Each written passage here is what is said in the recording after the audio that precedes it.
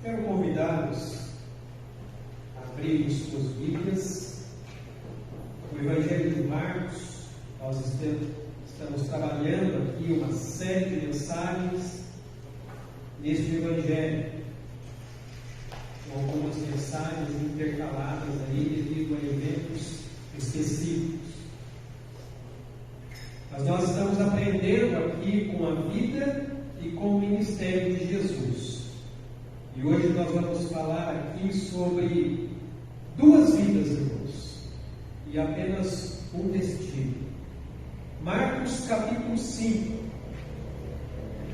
Marcos capítulo 5, a partir do verso 21.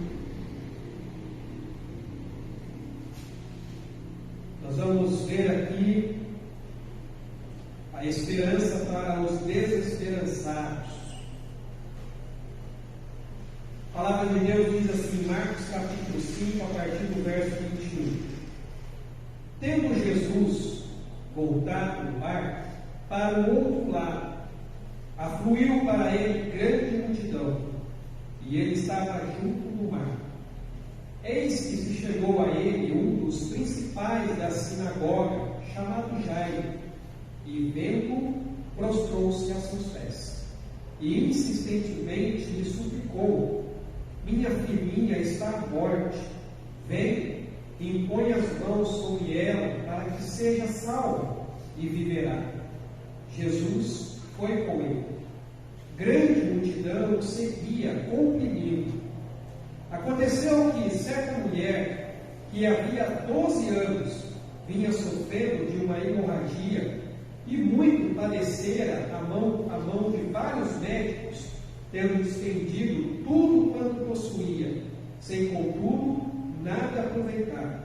Antes, pelo contrário, indo a pior, tendo ouvido a fama de Jesus, vindo por trás dele, por entre a multidão, tocou-lhe a veste.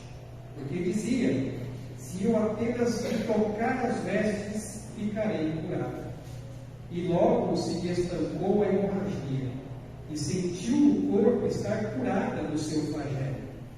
Jesus, reconhecendo imediatamente que dele saíra poder, virando-se no meio da multidão, perguntou: quem lhe tocou nas vestes? Responderam-lhe seus discípulos: vês se a multidão te aperta e dizes: quem lhe tocou? Ele, porém, olhava ao redor para ver quem fizera isso. Então a mulher, atemorizada e tremendo, cônscia do que nela se operara, veio, prostrou-se diante dele e declarou-lhe toda a verdade. E ele lhe disse: filha, a tua fé te salvou, vai-te em paz e fica livre do teu mal. Falava ele ainda quando chegaram alguns da casa do chefe da sinagoga, a quem disseram: tua filha já morreu, por que ainda as incomodas o mestre? Mas Jesus, sem acudir a tais palavras, disse ao chefe da sinagoga: não temas, crede somente. Contudo, não permitiu que alguém o acompanhasse, senão Pedro e os irmãos Tiago e João. Chegando à casa do chefe da sinagoga, viu Jesus no alvoroço, os que choravam e os que canteavam muito. Ao entrar, lhes disse: por que estáis em alvoroço e chorais? A criança não está morta, mas morta. E riam-se dele. Tendo ele, porém, mandado sair a todos, tomou o pai e a mãe da criança e os que vieram com ele, e entrou onde ela estava. Tomando-a pela mão, disse: Talita cumi, que quer dizer: menina, eu te mando, levanta-te. Imediatamente a menina se levantou e pôs-se a andar, pois tinha 12 anos. Então ficaram todos sobremaneira admirados. Mas Jesus ordenou-lhes expressamente que ninguém o soubesse, e mandou que dessem de comer a menina. Duas vidas e um destino. Irmãos, os relatos da vida de Jesus estão envolvidos por milagres, como uma demonstração do poder que ele tem nas diversas áreas. E nós vemos que os evangelhos, eles narram os feitos de Cristo. E eles também nos mostram que até mesmo os seus inimigos, eles tiveram que reconhecer o seu poder de curar e libertar pessoas, mesmo que eles o negassem, dizendo que na verdade ele estava agindo pelo poder de Satanás e não pelo poder de Deus. Agora é importante destacar que os milagres, eles não são absurdos da magia. Jesus ele não operava ali à base de feitiços ou de fórmulas, mas eles foram projetados para nos fazer ver quem é Jesus. Os milagres estão registrados na palavra de Deus, nos evangelhos, para nos mostrar quem é Jesus. Marcos ele contém aqui uma grande coleção de milagres, todos encontrados principalmente aqui nos primeiros capítulos. E o próprio evangelista João também, ele vai dizer lá o motivo pelo qual os milagres, os quais muitas vezes também são chamados de sinais miraculosos, eles estão registrados lá no seu evangelho.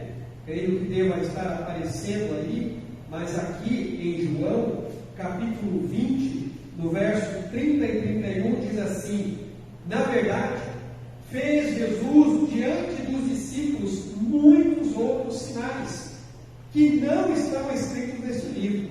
Estes, porém, foram registrados para que creiais que Jesus é o Cristo, o Filho de Deus, e para que, crendo, tenhais vida em seu nome. Então veja você que cada milagre registrado na Bíblia é para nos mostrar, afinal de contas, quem é Jesus. Jesus, ele é o Cristo. Jesus, ele é o Filho de Deus. E vocês precisam crer no seu nome, pois fazendo assim vocês terão vida. A pregação do Evangelho, ela pode ou não vir acompanhada de milagres. Tudo depende do propósito e da vontade soberana de Deus. Nós devemos ver os milagres, irmãos, como o agir de Deus em promover ali o seu reino e a sua glória em nossas vidas. Esse é o propósito dos milagres: promover o reino de Deus e a sua glória em nossas vidas. Nós já vimos como Jesus ele havia mostrado ali o seu poder sobre a natureza, quando ele acalmou aquela tempestade. Nós vimos como Jesus mostrou o seu poder sobre o reino espiritual, ao expulsar ali os demônios de um homem gadareno. E agora, irmãos, ele vai mostrar o seu poder em uma área onde o poder do reino de Deus ainda não tinha sido apresentado por Jesus. Porque até então ele estava curando, até então ele estava libertando pessoas. Mas aqui ele vai mostrar um poder em uma área na qual ele ainda não havia sido demonstrado, que é a conquista sobre a morte, o último inimigo a ser vencido. Lembre-se que quando Deus criou o homem e o colocou lá no jardim do Éden, Deus deu a ele uma ordem expressa. Ele poderia desfrutar de tudo o que tinha naquele jardim, mas somente do fruto da árvore do conhecimento do bem e do mal ele não poderia comer, porque no dia em que ele fizesse isso, certamente ele morreria. E a palavra de Deus nos diz que infelizmente foi isso que aconteceu. E aqui em Romanos capítulo 5, versículo 12, diz assim: portanto, Assim como por um só homem entrou o pecado no mundo, e pelo pecado a morte, assim também a morte passou a todos os homens, porque todos pecaram. Em 1 Coríntios, capítulo 15, verso 56, diz assim: o aguilhão da morte é o pecado, e a força do pecado é a lei. Apocalipse, capítulo 20, verso 14, nos diz assim: então a morte e o inferno foram lançados para dentro do lago de fogo. Esta é a segunda morte, o lago de fogo. O último inimigo a ser vencido. Jesus vai mostrar o seu poder sobre esse inimigo. Ele já havia mostrado o seu poder sobre a natureza. Ele já havia mostrado o seu poder e a sua autoridade no reino espiritual, quando expulsou aquela legião de demônios. E agora ele vai mostrar o seu poder sobre o pior inimigo que a humanidade tem.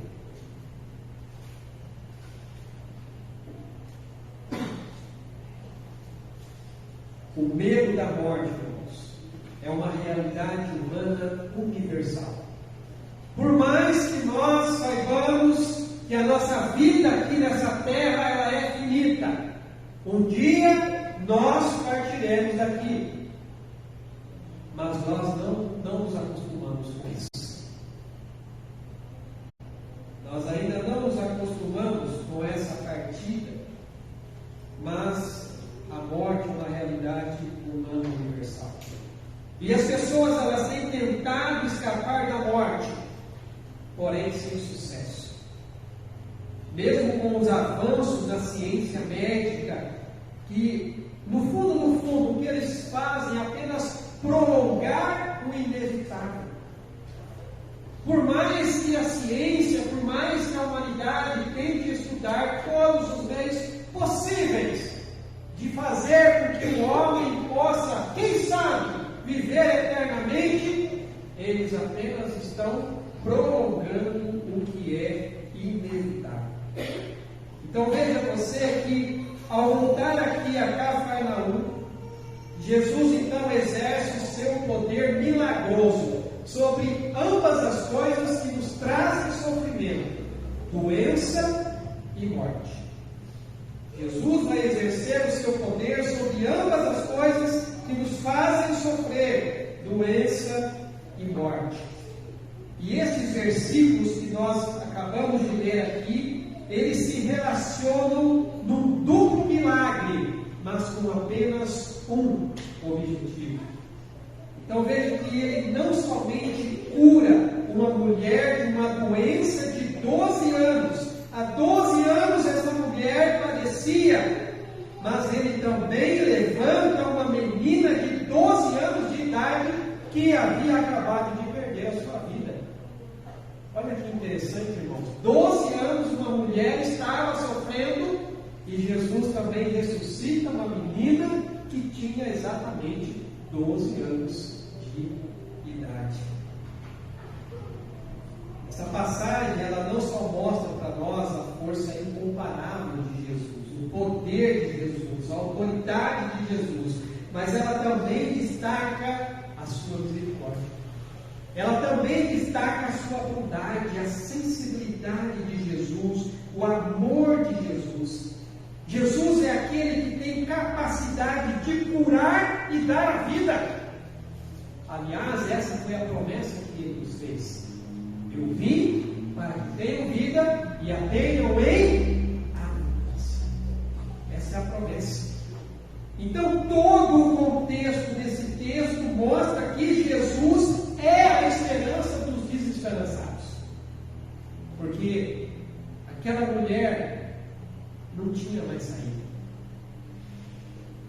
Aquele homem também não encontrava mais saída. O impossível, meu irmão e irmã, pode acontecer quando Jesus intervém. Quando Jesus entra na história, a história muda. Todos nós passamos por situações difíceis em nossas vidas. Momentos que às vezes nos levam até ao desespero. Eu tenho certeza que você já deve ter passado por uma situação em sua vida em que você ficou desesperado. Momentos, muitas vezes, em que nós esgotamos todas as nossas forças. Momentos em que os nossos recursos, eles acabaram. Usamos tudo o que era possível, mas nada funcionou. E aí o que acontece em circunstâncias assim, o medo começa a tomar conta das nossas vidas. O medo começa a tomar conta do nosso coração. O desânimo parece ficar ali batendo na nossa porta. Porque nós buscamos respostas e não encontramos. Nós buscamos alguém que possa nos ajudar, mas não achamos.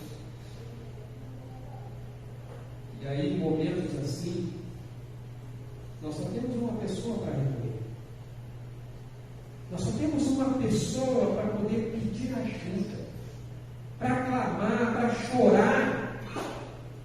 Nós só temos uma pessoa para poder entregar a nossa vida e o nosso coração.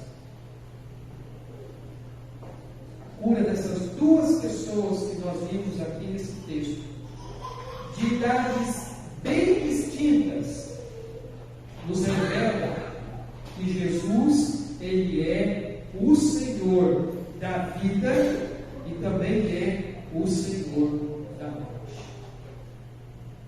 Nós vemos aqui, irmãos, o amor e a compaixão de Jesus por duas filhas necessitadas. Jesus, ele aqui é abordado por um homem que é membro da classe dirigente judaica.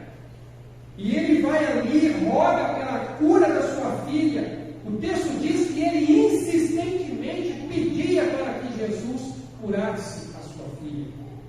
Mas no caminho ele é interrompido por uma mulher. Uma mulher que, devido ao seu problema, seria considerada impura aos olhos da sociedade. Uma mulher que sai ali no meio da multidão. Então veja que ambas, irmãos, estão ligadas. Ambas estão ligadas por um problema, mas separados por uma posição. Nós temos aqui, de um lado, um chefe da sinagoga, um homem respeitado na sociedade. E o texto diz que ele tem um nome. O nome dele é Jairo.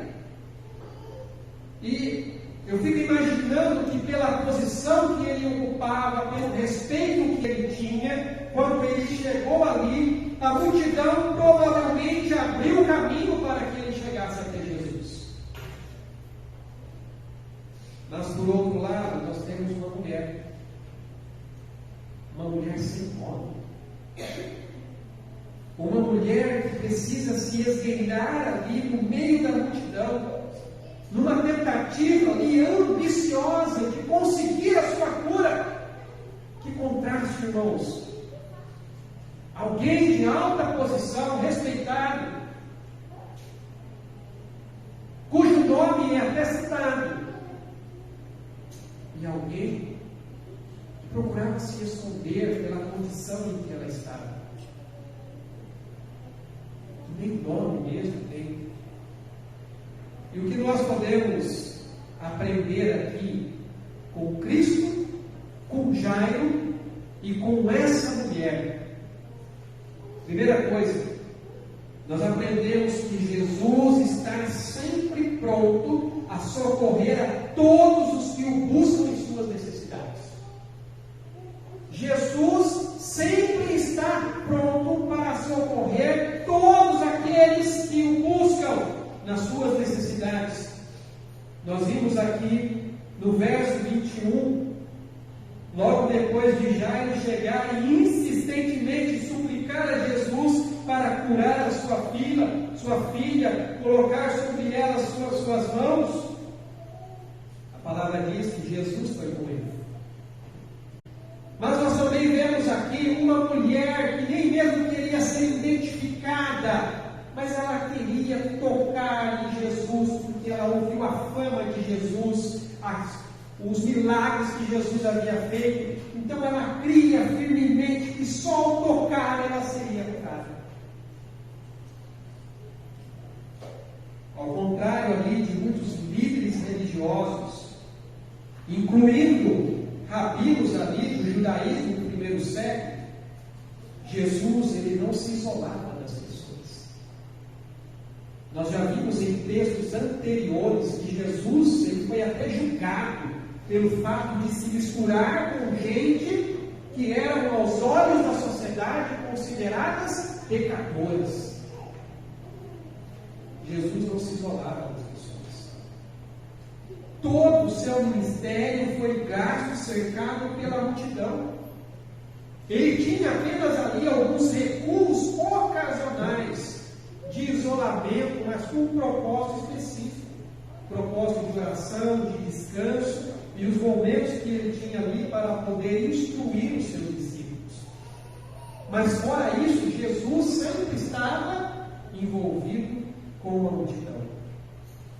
E ao chegar ali então a Cafarnaum, diferente da situação anterior, lembra que na situação anterior, na expulsão lá da legião de demônios, as pessoas disseram para Jesus assim: olha, vai embora daqui, nós não queremos você aqui. Aqui é diferente, as pessoas já estavam ali esperando Jesus chegar.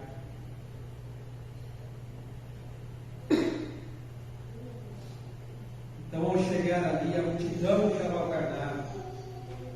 E essa multidão, sem dúvida, composta ali de muitos que sofriam de várias doenças e deficiências. Então, na esperança de serem curados, eles esperavam ali ansiosamente pela chegada de Jesus.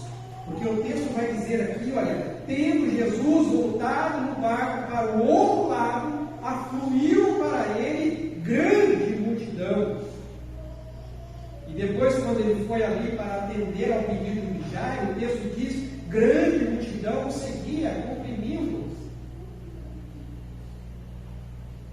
Devido à rejeição que Jesus tinha recebido dos líderes religiosos, nós vimos isso em textos anteriores, os religiosos ali rejeitando a Cristo, tentando tirar a autoridade, denegrir a imagem de Jesus. Talvez os discípulos ficassem ali chocados quando eles viram o chefe da sinagoga, respeitado, fazendo o seu caminho através da multidão para encontrar Jesus. Talvez quando aquele homem, como chefe da sinagoga, estivesse indo até Jesus, os discípulos pensassem assim: lá vem de novo esses líderes religiosos falar aqui contra o nosso mestre. Então veja, compelido ali, irmãos.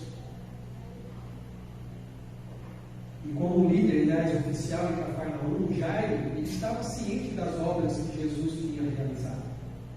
Então, compelido tanto pela urgência da sua necessidade, como também pela esperança de sua fé, este homem respeitado, líder religioso da sua comunidade, ele se prostra diante de Jesus num ato de mais alta homenagem e reverência.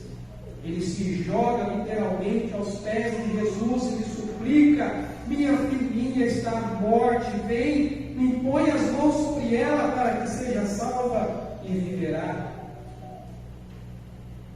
Nós vemos que Jairo, irmãos, foi humilde o suficiente para admitir a sua necessidade. Ele precisou deixar de lado muitas coisas. Ele deixou de lado o seu preconceito. Ele deixou de lado a sua dignidade como líder religioso. Ele deixou de lado o seu orgulho. Ele deixou de lado o que os seus iriam pensar a respeito dele. Então nós vemos aqui um homem que esqueceu tudo, exceto que necessitava da ajuda de Jesus. E precisamente por ter esquecido, ele recordaria para sempre que que esse Jesus, a quem ele procurou, é o Messias, é o Salvador. Aquele homem teve que abrir mão de muitas coisas para ir até Jesus. E Jesus faz um convite a todos: vinde a mim, todos vós que estáis cansados e sobrecarregados, e eu vos aliviarei. Jesus, irmãos, está sempre pronto a atender as pessoas nas suas necessidades. Todos aqueles que o buscam, todos aqueles que o procuram, ele intervém, ele entra com eles. Ele manifesta o seu poder, trazendo cura, trazendo libertação, mas principalmente trazendo salvação. A segunda coisa que nós aprendemos aqui com esses três personagens, Cristo, Jairo e essa mulher, é que a misericórdia de Jesus é estendida a todos os que se achegam a Ele. Então veja que Jesus não só está disposto a socorrer a todos, mas a sua misericórdia também é para com todos. A partir do verso 25 até o verso 34 ali, nós temos um relato dessa mulher que há 12 anos sofria com uma hemorragia. Possivelmente um fluxo menstrual, o qual estava além do que o corpo dela pudesse aguentar. E ela tentou todos os meios possíveis para ser curada. O texto diz claramente que ela gastou todos os seus recursos, ela buscou os médicos, mas nenhum pôde resolver o seu problema.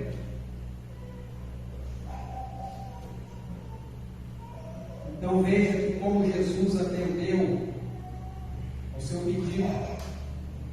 O coração de Jairo ali deve ter saltado de alegria. Então, primeiramente, nós temos um homem que vai até Jesus e diz: olha, minha filha está doente, o Senhor precisa ir lá. Ela está a ponto de morrer, mas eu sei que se o Senhor colocar as mãos sobre ela, ela será curada, ela será salva. E quando Jesus, a palavra diz, Jesus foi com ele, a esperança renasceu no coração daquele homem.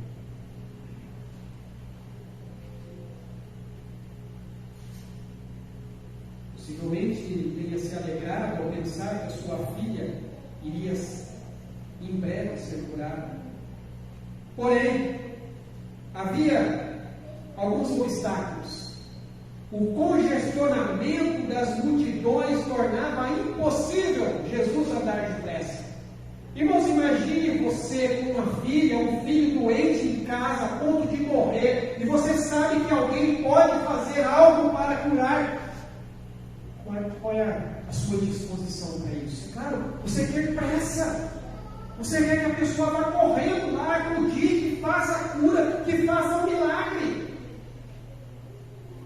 Mas havia obstáculos no caminho. A multidão que estava ali congestionava o andar de Jesus. O fato de que o povo estava comprimindo Jesus fez com que a caminhada em direção à casa de Jairo fosse dificultada.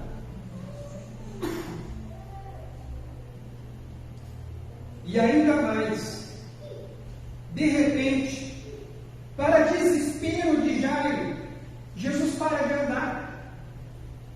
Então imagine você como pai. Eu sempre, quando eu leio os evangelhos, preparando um estudo, uma mensagem, até mesmo para minhas devocionais, eu tento imaginar aquela situação, irmãos. Hoje nós temos aí filmes e novelas que nos trazem algumas representações que nos ajudam até a imaginar isso. Mas pense você, no desespero que você está, indo para a sua casa, e a multidão ali, atrapalhando, e você querendo que Jesus chegasse logo, porque senão a sua filha ou seu filho vai morrer, e de repente, Eu imagino Jairo andando, e quando ele olha assim, não tem mais ninguém em volta dele, a multidão ficou para lá, Jesus ficou lá atrás. Como que deve ter ficado o coração desse homem?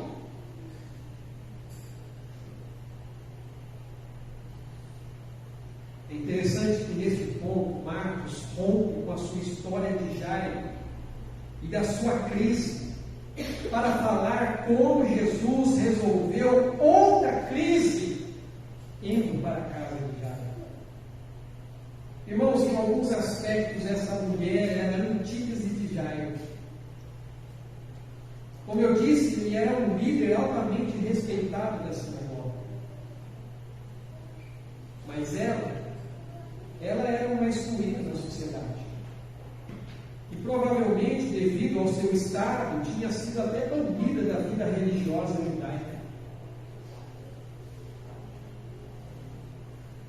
E enquanto Jairo provavelmente conheceu ali 12 anos de alegria e de felicidade junto com a sua filha, essa mulher, ela experimentou 12 anos de sofrimento e rejeição devido às suas dores. Vejam o contraste, irmãos. No entanto, tanto ela quanto Jairo compartilhavam algo em comum. Ambos sabiam que Jesus era a única esperança. Embora houvesse essas diferenças entre eles, mas ambos tinham uma certeza: Ele pode resolver o meu problema.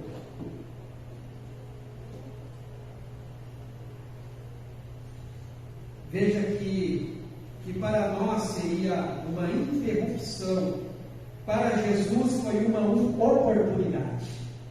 Uma oportunidade de revelar o seu poder, a sua sabedoria e o seu amor. Talvez nós, no âmbito de querer atender uma pessoa, e de repente chega outra pessoa precisando, você diz assim: olha, espere porque eu tenho que atender aqui primeiro. Jesus não faz isso. Jesus vê essa interrupção como uma oportunidade. Nós temos aqui uma mulher com uma hemorragia há 12 anos e que já tinha ali despendido todos os seus recursos, mas ela encontra em Jesus a última oportunidade de ser curada. Irmãos, é natural que, devido à sua condição, ela não desejasse se expor publicamente. Possivelmente seja por isso que ela foi se esgueirando ali no meio da multidão até tocar as vestes de Jesus, porque ela não queria se expor publicamente pela sua condição.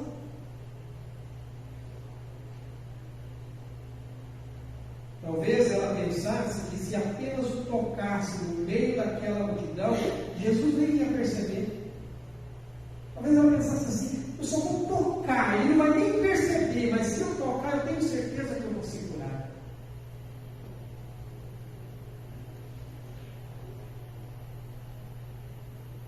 Assim como Jairo, essa mulher foi obrigada a se aproximar de Jesus, tanto pela urgência da sua necessidade, como também a esperança da sua fé. Então, eis aqui uma mulher que chegou a Jesus como o último recurso. Depois ali de ter provado todos os outros tratamentos que o mundo poderia lhe oferecer, ela finalmente iria provar quem era Jesus. Entenda uma coisa, meu irmão e minha irmã: a fé dessa mulher não estava na roupa de Jesus, como se o manto de Jesus tivesse ali um poder mágico. A fé dessa mulher, mesmo falha, mesmo pequena, estava em Jesus, não na roupa de Jesus.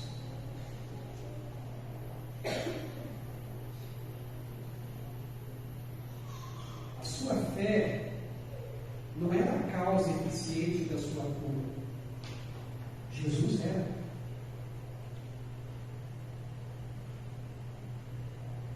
sua fé, irmãos, era a causa instrumental da sua cura, mas não a causa principal.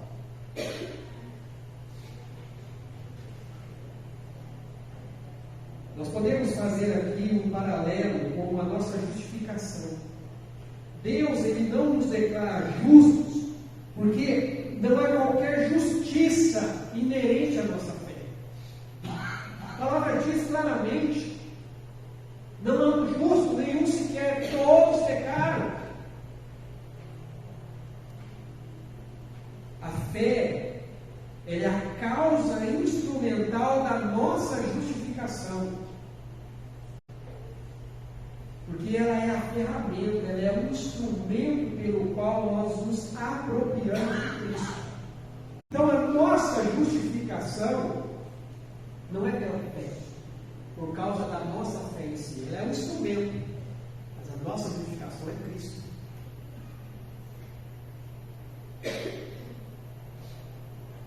Cristo é a causa eficiente da nossa justificação, assim como Cristo foi a causa eficiente da cura daquela mulher. Essa mulher sabia sobre os milagres de Jesus. Então ela não tinha dúvida de que ele poderia curá-la da sua enfermidade. E a sua fé foi recompensada por isso. Ela recebeu o que ela foi buscar. Mas Jesus tinha um propósito para a vida dessa mulher, que foi muito além da sua cura física. Jesus, ele interrompeu a sua caminhada para curar uma menina de 12 anos que estava prestes a morrer, para salvar uma filha de Israel que há 12 anos não tinha uma vida para viver. Vamos pensar nisso? Jesus interrompeu a sua caminhada para salvar uma menina prestes a morrer, para ajudar uma mulher que há 12 anos não tinha uma vida para viver.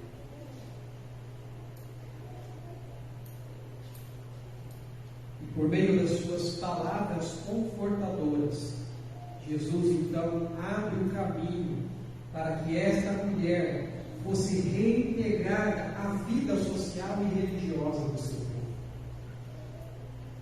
E porque ela tinha sido salva, ela agora podia realmente ir em paz. Por isso que Jesus disse para ela: filha, a tua fé te salvou. Vai em paz. O que você veio buscar, você conseguiu. Mas muito mais importante ainda que a sua cura física é a sua salvação, que significa ter um relacionamento estabelecido com Deus. O salmista Davi vai dizer que Deus, ele não rejeita um coração contrito e compungido. Deus não se agrada de sacrifícios e ofertas, mas há um coração contrito e compungido, ele não rejeita. Um coração que realmente sabe reconhecer Cristo como Senhor, como Salvador, ele não rejeita.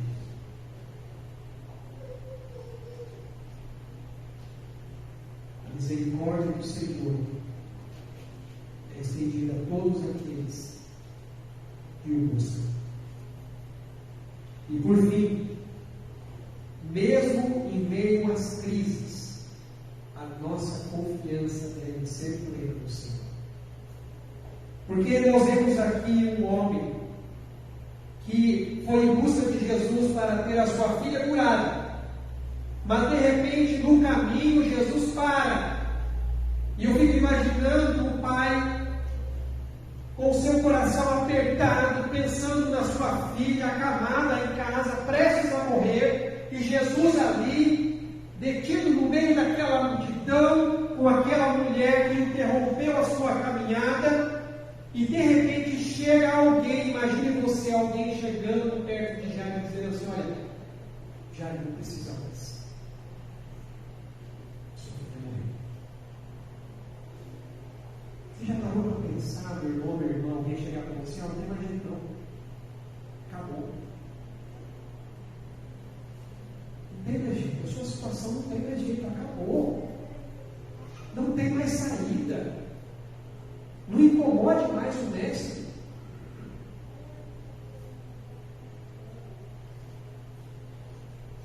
Irmãos, a interrupção da mulher significou um atraso para chegar à casa de Jairo, dentro do ponto de vista humano.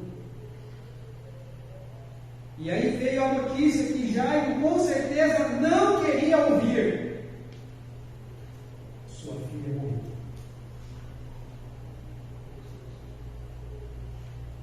Irmãos, de uma perspectiva humana, toda a esperança para aquela menina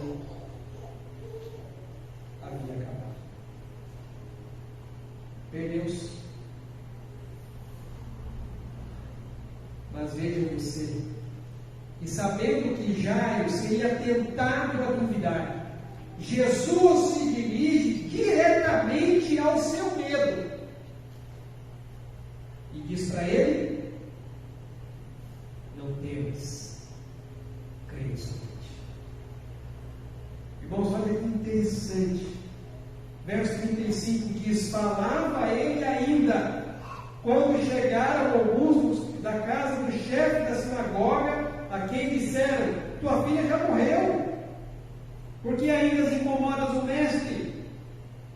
Mas Jesus, sem acudir a tais palavras, disse ao chefe da sinagoga: não tenha medo, tenha fé. Irmãos, aquele homem, mesmo naquela interrupção, ele havia acabado de testemunhar o poder da fé naquela mulher. E Jesus diz para ele: não tenha medo, tenha fé.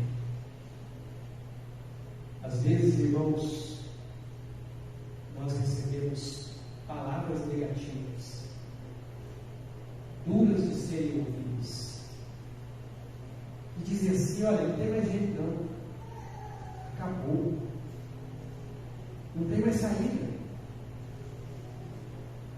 E às vezes, e muitas vezes a gente começa a dar ouvidos a essas palavras negativas, e aí a gente desiste de buscar a nossa cura, desiste de buscar a libertação de uma pessoa, de um familiar, de buscar a salvação de uma pessoa que a gente tem orado por ela. A palavra diz que Jesus não se atentou às palavras daqueles homens, ele apenas disse assim: Jairo, não tenha medo, tenha fé. O que Jesus está dizendo para você nesta noite é: não desista, continue, tenha fé, acredite.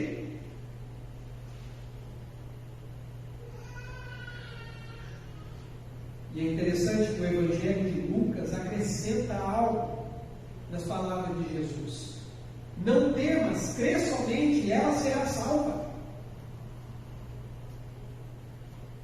Irmãos, a noção de Deus sobre o tempo certo das coisas acontecerem nos deixa perplexos, porque a sua graça dificilmente acontece de acordo com a agenda que nós estipulamos. Às vezes a gente quer que as coisas aconteçam dentro do nosso tempo, da nossa expectativa, e aí nós ficamos perplexos. Sabe por quê? Porque não é o tempo de Deus. Jesus não se atrasou porque aquela mulher interrompeu a sua caminhada. Tudo estava dentro dos propósitos da agenda de Deus.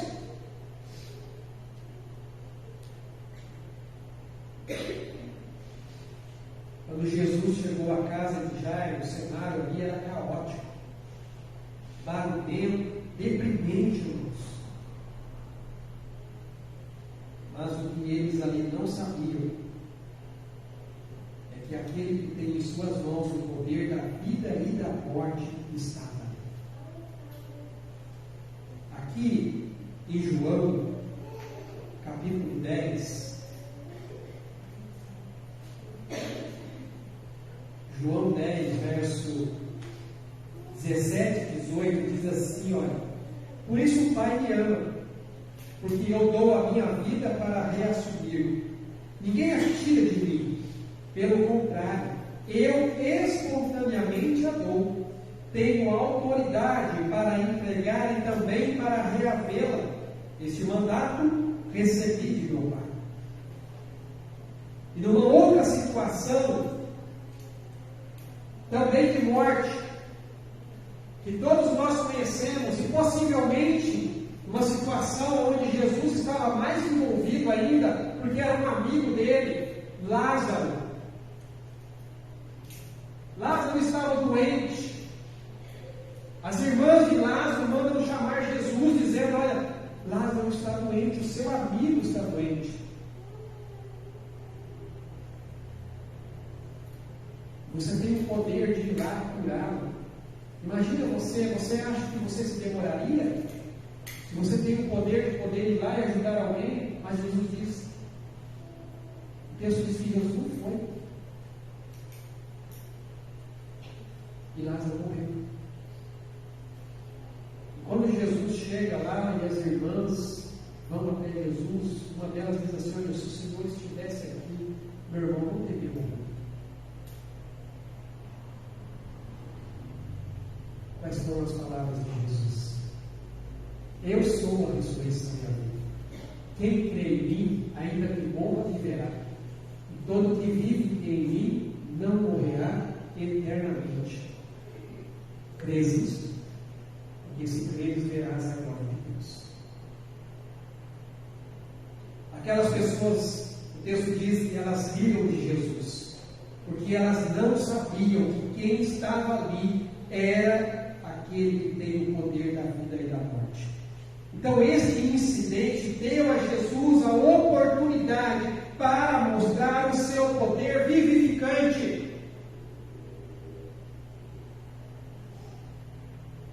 Interessante que, usando a metáfora do sono aqui, Jesus ele redefine a morte como um estado temporário, não definitivo. Por que tememos tanto a morte? A morte é um estado temporário, não é definitivo. Veja só o que Paulo escreve aqui aos Tessalonicenses. 1 Tessalonicenses, capítulo 4, versículo 13. Não queremos, porém, irmãos, que sejais ignorantes com respeito aos que dormem. Os que dormem aqui, irmãos, são os que morreram.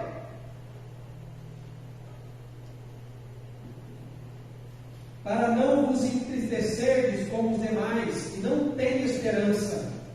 Pois se cremos que Jesus morreu e ressuscitou, assim também Deus, mediante Jesus, trará em sua companhia aqueles que dormem.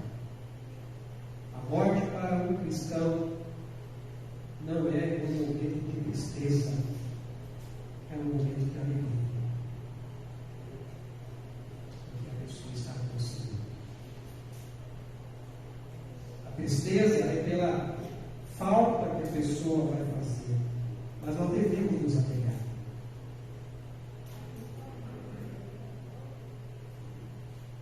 A expressão mais notável da compaixão de Jesus para com Jairo e a sua família veio no clímax desse evento, no milagre e as suas consequências imediatas.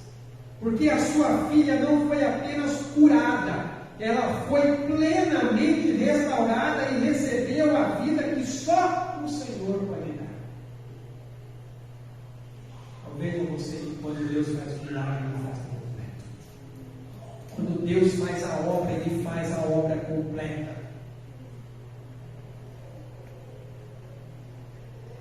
Meu querido irmão, meu irmão, o Senhor Jesus sempre se caracterizou pela compaixão para com as pessoas. Porque, como eu disse, Ele é, acima de tudo, a esperança do desesperançado. E Ele mostrou isso para aquele homem subjugado por uma legião de demônios. Ele mostrou isso para para essa mulher que não podia ser curada. E ele mostrou isso para o pai, que recebeu a informação de que não poderia mais ser ajudado. Então, na hora que os nossos recursos acabam, Jesus nos encoraja a crer. Creia. Não tenha medo. As más notícias podem nos abalar, mas elas não abalam o Senhor.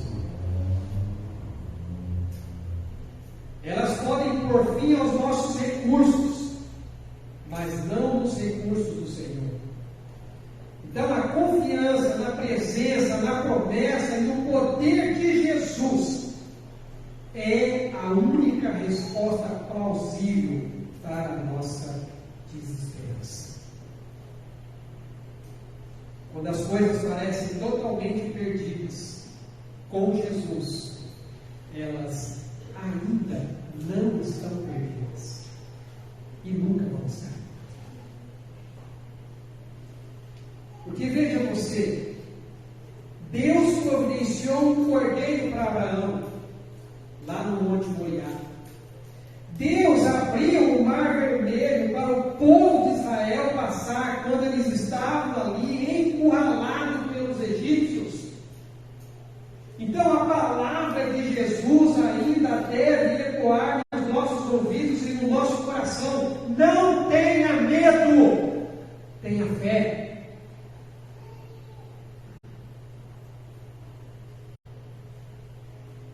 Muitos procuram Jesus em busca de milagres. Mas deixa eu falar uma coisa para você: não é só um fazedor de milagres. Jesus não é só um fazedor de milagres. Por isso que a mensagem completa sobre Jesus deve incluir o fato de que Ele é o Salvador. Ele é o Cristo crucificado e ressuscitado. Então Ele pode fazer muito mais do que um milagre na sua vida. Ele pode te dar um novo coração. Isso Ele pode fazer com você. O relato de Marcos sobre esses dois milagres aqui destaca tanto o poder de Jesus quanto o seu amor e sua bondade. Então, desde um homem totalmente perdido e dominado, uma pessoa excluída da sociedade, julgada pela sua situação, até alguém que ocupa a mais alta posição na sociedade, Jesus demonstrou repetidamente cuidado genuíno para com o sofrimento das pessoas. Não importa qual é a posição que você ocupa, se do alto escalão, se do baixo escalão, não importa. Jesus é a esperança da sua vida. Para Jesus, como eu disse, não tem causa perdida. Os evangelhos nos mostram. Ele dá vista aos cegos. Ele levanta paralíticos. Ele purifica leprosos, liberta possessos, ressuscita mortos, quebra as cadeias dos cativos e levanta aqueles que estão caídos. Meu irmão, minha irmã, onde Jesus intervém, o lamento e o desespero são extremos. Jesus, Ele dá hoje vida àqueles que estão mortos nos seus delitos e pecados. Então, diante dele, tudo aquilo que nos assusta é vencido. O sofrimento e a morte, com seus horrores, não podem ter a palavra final. Nós devemos ter a mesma fé que Jó teve. Porque ele diz: eu sei que o meu Redentor vive e que por fim se levantará sobre a terra. O apóstolo Paulo vai dizer: eu sei em quem tenho crido e sei que Ele é poderoso para me guardar até o dia em que Ele voltar.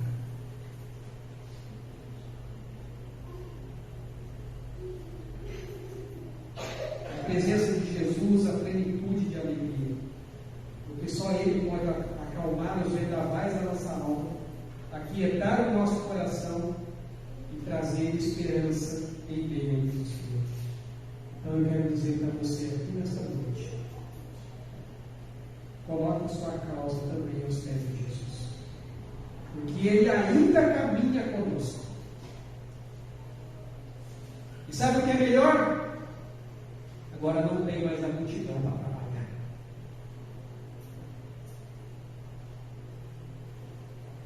Jesus tem o poder para transformar um cenário de desesperança em celebração e alegria. Então eu digo para você, entrega o seu caminho ao Senhor, confia nele, o mais Ele fará. Não há nada impossível de se enfrentar, seja na vida ou na morte, quando você enfrenta isso e confia no amor de Deus que está em Cristo Jesus, nosso Senhor. Leve essa palavra para você, meu irmão, minha irmã. Não tenha medo. Tenha fé. Não desista. Não desanime. Não dê ouvidos às palavras negativas, dê ouvidos a Jesus. Jesus diz para você: não tenha medo. Tenha fé. Vamos orar? Ó Pai, eu te louvo, ó Deus, e te agradeço pelo culto desta noite. A oportunidade, ó Deus, que o Senhor aqui nos concedeu, de estarmos juntos neste primeiro domingo, primeiro dia do ano, para exaltarmos o Teu santo nome. Para, ó Deus, ouvir a Tua palavra falar no nosso coração. Obrigado, Deus, pelo manifestar da Tua graça, pelo mover do Teu Espírito. Ó Pai, eu te agradeço porque na Tua bondade, na Tua misericórdia, o Senhor, ó Pai, tem cuidado de nós. Nas nossas lutas e dificuldades, no desespero diante de circunstâncias e situações que estão além do nosso controle, o Senhor se faz presente. O Senhor se manifesta. E todos aqueles que te buscam, o Senhor não rejeita. O Senhor, Deus, entra com providência, suprindo as nossas necessidades físicas, emocionais e espirituais. O Senhor, Deus, renova e derrama cada vez mais a Tua misericórdia sobre as nossas vidas. Por isso, ó Pai, nós devemos continuar confiando, sempre recebendo essa palavra do Senhor em nosso coração. Não tenha medo, tenha fé. Não é a nossa fé, mas é o poder do Senhor agindo e intervindo em nosso favor. Por isso nós agradecemos e oramos em nome de Jesus. Amém. Amém, meus irmãos. Antes de nós encerrarmos o nosso culto, eu tenho só alguns avisos aqui a passar. Só lembrar aqui, esperar que eu vou para mim. Nesse mês agora de janeiro, o senhor já deve ter percebido hoje, não teremos a classe das crianças. Geralmente acontece durante o momento que estamos tendo um culto aqui. Vai ter um recesso, então, aí, da classe das crianças durante esse mês de janeiro, retornando em fevereiro. Então, nós vamos pedir aí a compreensão dos pais e também dos irmãos. A gente sabe que criança, né, não é fácil ficar aqui parado ouvindo o pastor ficar falando, né? Eles têm que ter a linguagem deles ali, o jeito deles de entretê-los para receber a palavra de Deus. Mas os professores também precisam ter um tempo aí para rememorar as coisas, restaurar, e é claro também a irmã Martinha, juntamente com o Rafael e as irmãs, estarem preparando aí, se planejando para este ano que se inicia. Então nós pedimos aí a compreensão e a colaboração dos pais e dos irmãos, para que as crianças permaneçam aqui durante o culto nesse mês de janeiro. Claro, e assim você já vai ensinando a criança também a participar do culto. Porque a ideia aqui, irmãos, da classe, é que elas aprendam dentro da linguagem linguagem delas, mas elas precisam, à medida que elas vão crescendo, saber da importância de estar presente no culto junto com os pais, entendendo também a mensagem que está sendo passada e participando, é claro, dessa comunhão aqui na Igreja de Jesus.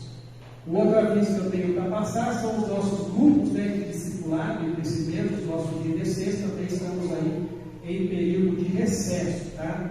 Possivelmente a gente vai estar aí conversando com os líderes certinho, e quando nós vamos retornar, a gente vai estar comunicando então o retorno dos nossos GDCs, grupos aí de discipulado e crescimento. E lembrar, irmãos, que nós ainda temos devocionários, tá bom?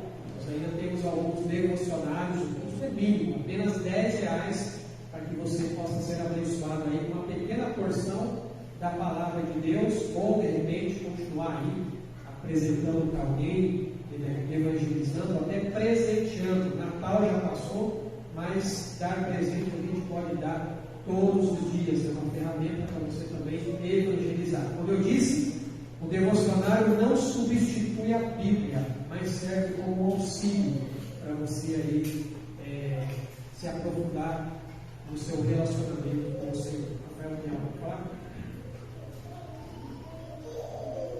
Sobre a situação do Marcelo, só para poder dizer, se alguém desejar fazer alguma visita, sinta-se à vontade. A gente às vezes escuta o termo UTI, né, que está empregado na UTI há 10 dias, se não me engano, e a gente acha que às vezes não é possível fazer visita, mas no hospital que está, ali do lado do Shopping Colina, do bairro da Curva 9, São José dos Campos, é bem flexível. Tem 2 horários de visita, né? Um à tarde, das 2h30 da tarde até as 3 da tarde, e outro à noite, das 8h30 da noite até 9 da noite. Então, se alguns irmãos desejar qualquer dia fazer uma visita, passar por lá, eu sei que é uma alegria muito grande, ele tem compartilhado isso, né?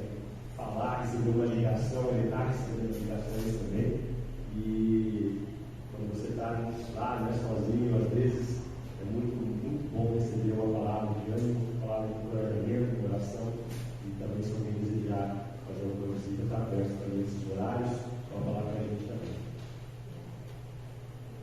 Obrigado, Rafa. Inclusive, eu tinha programado para visitá-lo nessa semana que passou, mas como eu acabei pegando uma gripe, eu e o Luciano aí, a gente preferiu se resguardar mais por conta dele também, né? E a gente também poder se recuperar. Eu falei com ele, possivelmente essa semana eu vou estar indo lá para poder visitá-lo, como o Rafael disse. É legal você ligar, mandar uma mensagem, mas nada melhor do que você estar lá presente, podendo realmente falar e orar junto com a pessoa. Vamos colocar de pé, vamos encerrar o nosso culto desta noite. Eu queria agradecer aqueles que nos visitam aqui nesta noite, estão aqui pela primeira vez, sejam muito bem-vindos. A casa é de Deus, as portas estão abertas e nós realmente nos sentimos alegres com vocês aqui nesta noite. Também sejam abençoados em nome de Jesus. Vamos orar? Ó Pai, nós te louvamos, te agradecemos e bendizemos o teu nome por esse tempo que nós passamos aqui. Somos gratos a Deus, ao Senhor, pela oportunidade, pelo privilégio, Deus, de estarmos juntos, celebrando, ó Deus, a comunhão, celebrando em oração, em adoração e ouvindo, ó Deus, aquilo que o Senhor tem a falar ao nosso coração através da tua palavra. O Senhor nos abençoe, ó Pai, ter uma semana debaixo da tua presença, sendo direcionados pelo teu Espírito Santo. Que a graça de Deus, nosso Pai, assim como as consolações do teu Espírito Santo e o amor de Jesus Cristo, seu Filho, seja com todo o teu povo que se reúne aqui neste local e em toda a face da terra, até aquele grande dia, o dia em que nós estaremos para sempre com o Senhor. Em nome de Jesus. Amém. Deus abençoe, amados. Tenha uma semana aí na presença